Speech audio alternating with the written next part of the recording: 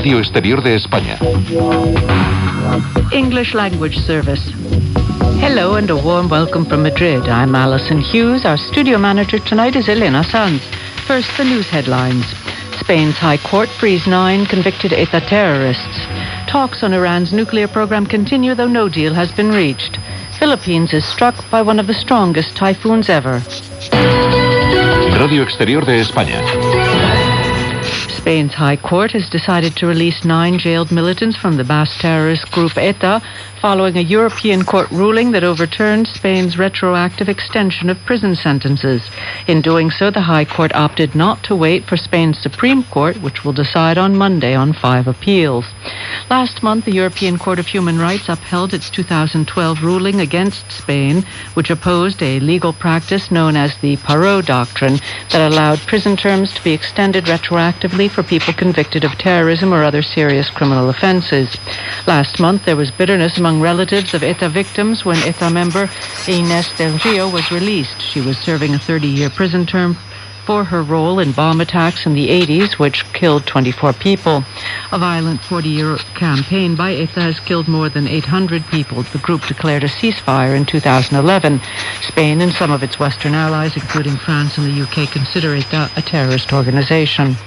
Spain and the United States are talking again after the revelations last month that the U.S. National Security Agency had intercepted more than 60 million phone calls in Spain in the course of 1 month. The U.S. Ambassador to Spain, James Costos, has met with the Foreign Minister, José Manuel García Margallo, and said he regretted the tension that the alleged surveillance of Spain by the NSA might have caused in the country's bilateral relations. He assured the Foreign Minister that the United States respects the privacy of the people of Spain and that he considers their concerns legitimate.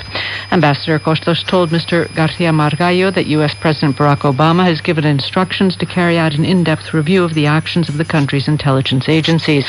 The Foreign Minister and the Ambassador agreed that both countries seek to guarantee security and continue the fight against terrorism as well as maintain respect for privacy and the law. Following the initial revelation of the spying based on documents released by former NSA intelligence operator Edward Snowden, Mr. García Margallo said, if confirmed, it could mean a rupture in the climate of trust that traditionally exists between the two countries. In regard to the coordination of Spain's Center for National Intelligence, or CNI, with the NSA, they agreed the two collaborate in the name of security and the fight against terrorism.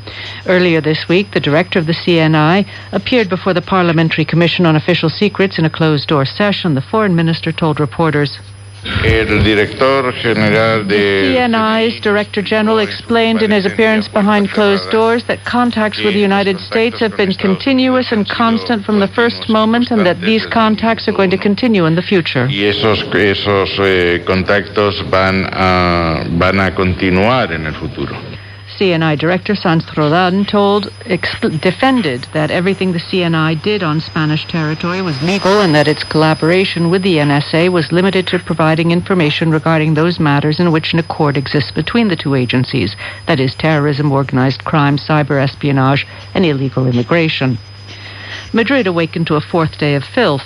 The street cleaners, garbage collectors, and public garden workers went on strike on Tuesday, and since then, garbage has been amassing on the streets. Recycling bins are overflowing and surrounded by piles of trash, cardboard, and bottles. City Hall, under Popular Party government, washed its hands of the matter long ago when it contracted the tasks of keeping Madrid's gardens blossoming and its streets clean.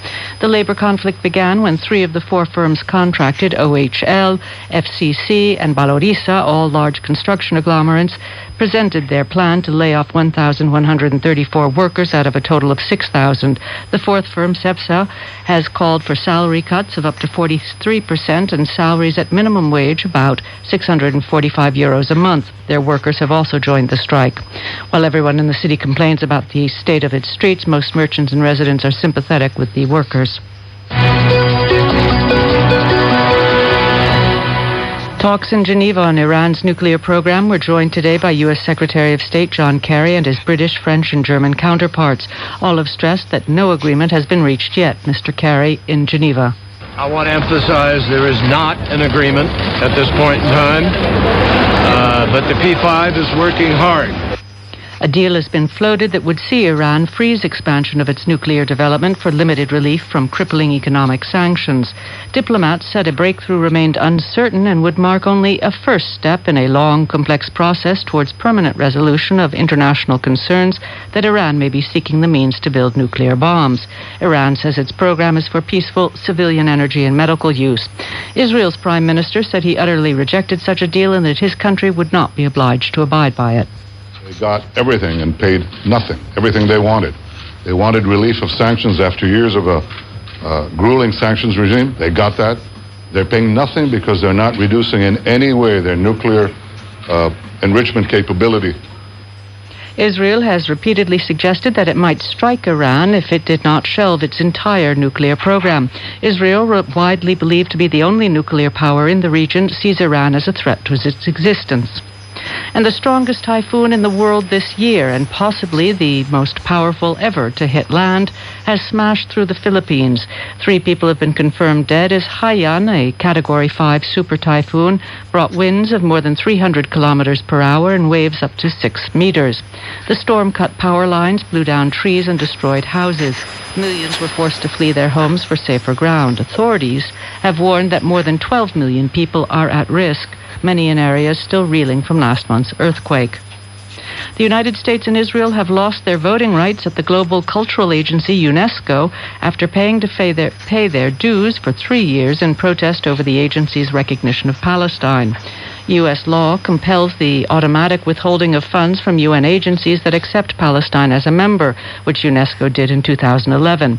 Israel objects to what it calls unilateral attempts by the Palestinians for statehood recognition. UNESCO protects sites with cultural significance and promotes issues ranging from freedom of press to girls' education. The withholding of U.S. contributions, which accounted for nearly a quarter of the agency's overall budget, have forced it to slash several programs. Radio Exterior de España. The news. Portuguese civil servants have gone on strike to protest against the government's draft budget for 2014, which includes further pay cuts for public sector workers earning more than €600 a month. Hospitals, schools, law courts, and government offices closed, transport was disrupted, and garbage collections suspended. A striking Portuguese firefighter told reporters, "These austerity measures affect us just as they affect any Portuguese worker. As public sector workers, we've been the government's favorite target since it took power over 2 years ago." Public sector workers account for about 13% of the total active population. Labor unions say more than 70% of workers are striking. Portugal has been rocked by a series of anti-government protests over the past month. As of next January, public sector workers will see their monthly salaries reduced by between 2.5 and 12%, depending on how much they earn. Civil servants' pensions will also be reduced, and spending on health and education will be cut. The measures are aimed at raising money needed to meet the deficit target of 4% GDP, as agreed with the International Monetary Fund and the European Commission as one of the terms of the €78 billion bailout that Portugal received. The 2014 budget won't be definitively approved until November 26th. The government has described it as tough but inevitable, while the opposition calls it a guarantee of the impoverishment of workers. The budget may be taken to the Constitutional Court, which has already thrown out other austerity measures proposed by the government. And a group of Palestinian Syrian refugees has begun a hunger strike at the immigration reception center on the Italian island of Lampedusa. For those migrants who take the perilous crossing from Africa alive, the center is the end of one journey but the beginning of another. Many are frustrated that they are not being processed quickly enough to continue their route through Europe. One Syrian refugee who did not want to be identified for fear of reprisals from his home country said that the Palestinian Syrians were being treated differently from other migrants and that they were desperate to leave. The center's director said the situation is unacceptable and that they are trying to move people on as quickly as possible, but the facility is basic and staff are struggling to cope with the large-scale arrival of migrants and refugees. Meanwhile, Italian police report that people traffickers tortured and raped African migrants whose boat sank off the coast of Lampedusa. More than 360 people died. The police have arrested a Somali man on Lampedusa. And members of the environmental group Greenpeace have climbed to the top of Barcelona's Sagrada Familia Cathedral to demand the immediate release of 30 activists arrested on a Gazprom oil rig in the Russian Arctic. 10 Greenpeace activists clambered up the 19th century church designed by Catalan architect Antonio Gaudí. They hung posters from the facade with photos of the 28 Greenpeace members and 2 journalists arrested by Russian police 50 days ago after they attempted to chain themselves to a Gazprom oil rig. Their placards read "Freedom" in English, Catalan, and Spanish. Russian investigators initially charged all 33 with piracy, but said last month they were lowering the charge to hooliganism, cutting the maximum jail sentence they face from 15 to 7 years. The Netherlands has asked the International Tribunal for the Law of the Sea to order Russia to release the activists and journalists. And that's the news. Radio Exterior de España.